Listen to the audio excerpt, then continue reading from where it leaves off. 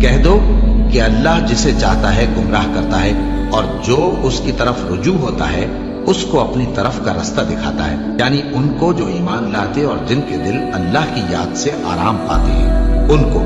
اور سن رکھو کہ اللہ کی یاد سے ہی دل آرام پاتے ہیں۔ جو لوگ ایمان لائے اور عمل نیک کیے ان کے لیے خوشحالی اور عمدہ ٹھکانہ ہے۔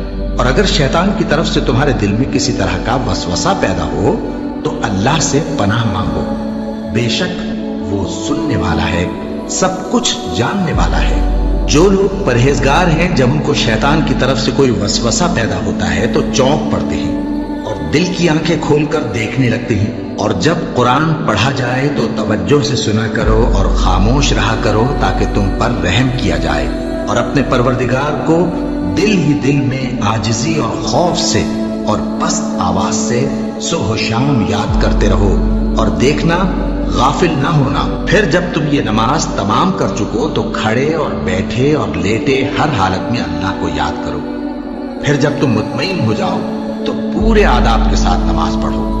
بے شک نماز کا مومنوں پر اوقات مقررہ میں ادا کرنا فرض ہے۔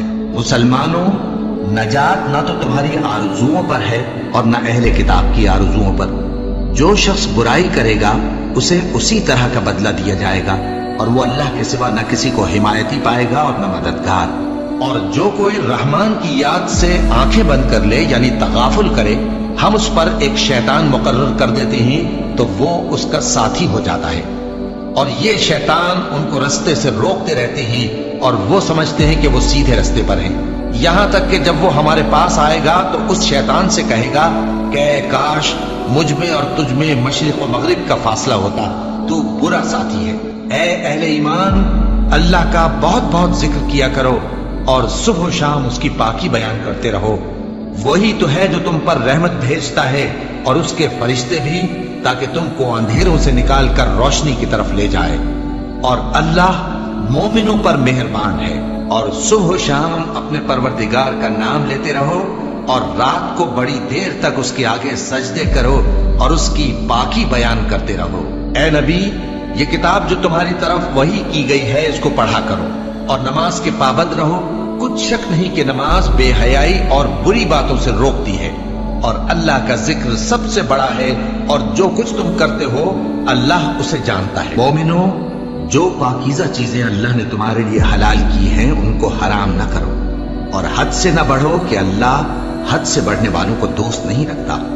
اور جو حلال و طیب روزی اللہ نے تم کو دی ہے اسے کھاؤ، اور اللہ سے جس پر ایمان رکھتے ہو ڈرتے رہو۔ ایمان والو، شراب اور جوا اور بت اور پانسے یہ سب ناپاک کام اعمال شیطان سے ہیں، سو ان سے بچتے رہنا تاکہ تم کامیاب ہو جاؤ۔ شیطان تو یہ چاہتا ہے کہ شراب اور جوئے کے سبب تمہارے آپس میں دشمنی اور رنجش ڈلوا دے اور تمہیں اللہ کی یاد سے اور نماز سے روک دے۔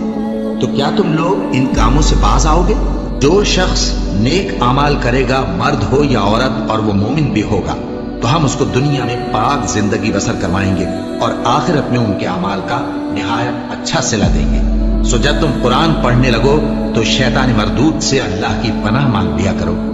حقیقت یہ ہے کہ جو مومن ہیں اور اپنے پروردگار پر بھروسہ رکھتے ہیں ان پر اس کا کچھ زور نہیں چلتا۔